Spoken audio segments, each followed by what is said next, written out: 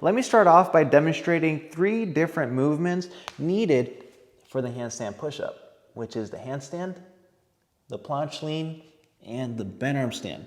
So the handstand push-up is a combination between all 3. Now, in order to coordinate that and stay balanced, we need to keep our center of mass over our center of support. So when I move my body needs to shift in order for me to balance.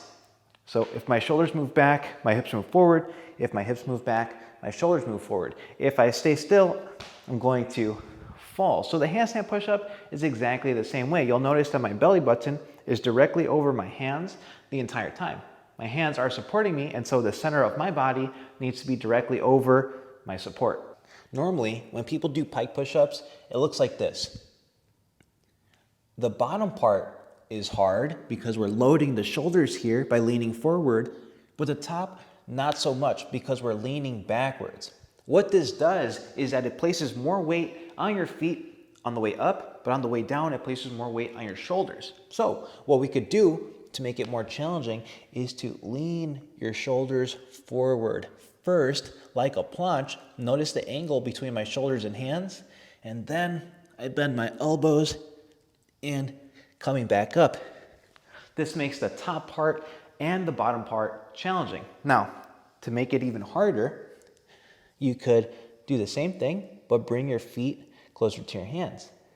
Lean forward like a planche, bend your elbows, and now you'll notice your feet coming off of the ground. So realistically, you could stick with the pike push-up forever until you unlock the handstand push-up, but there's so much in between that we can discuss, and so I'll show you some examples of that, but really it comes down to being able to do that pike push-up floater. At the very least at the bottom, you're getting your feet to float so that you could do these other movements like the bent arm stand, where from the pike push-up, you get your feet to float and then you can tuck.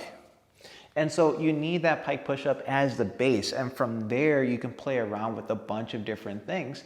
And so from the tuck, you could do both legs extended, you could do one leg extended, but something technical that really needs to happen is that, of course, your center of mass has to be over your center of support, but one way to cue that when you're watching your videos is that your elbows will most likely be stacked over your wrists. Of course, that depends slightly on limb length and body proportions, but if you notice here, belly button and elbows are directly over my hands. And the better you're going to be able to do that, the more stable you'll feel.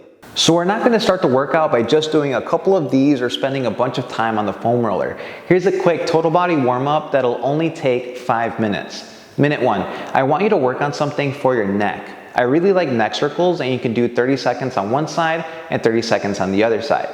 Minute 2, I want you to take your shoulders through rotation, like with these corkscrews, to lube up your joints.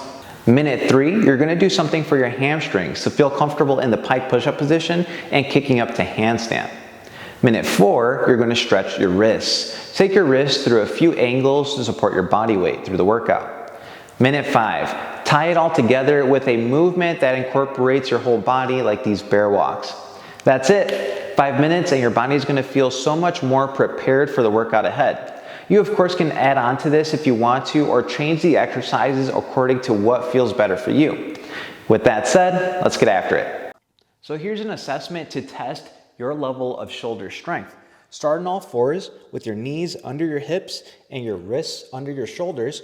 You're going to pop your hips up and you're going to bend your elbows and bring your head in between your hands. Then you're going to shift your weight as far forward as possible, and you're going to walk your feet as close to your hands as possible until you can get your feet to float.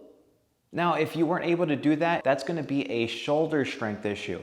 And so what we want to do is pay attention to where you were able to lean forward, and that's where you're going to do your pike push-ups. For example, let's say you started here, but only got to here before you fell.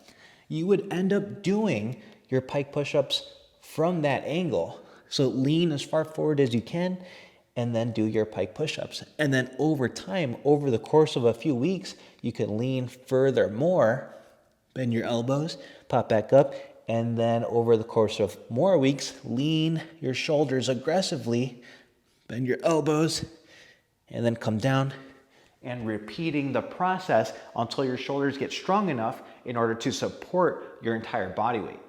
Now, if you were able to get your feet to float during that assessment, I have a challenge for you. You're going to pop your butt in the air. You're going to bring your hands and your feet closer together. You're going to lean forward as far as you can. Keep walking your feet closer to your hands if you need, and get your feet to come off of the ground with your arms straight. Then bend your elbows and pop back up. This is a handstand push-up with your hips piked. This is basically telling you that you have really strong shoulders and, of course, good body control in order to keep advancing those handstand push-up progressions.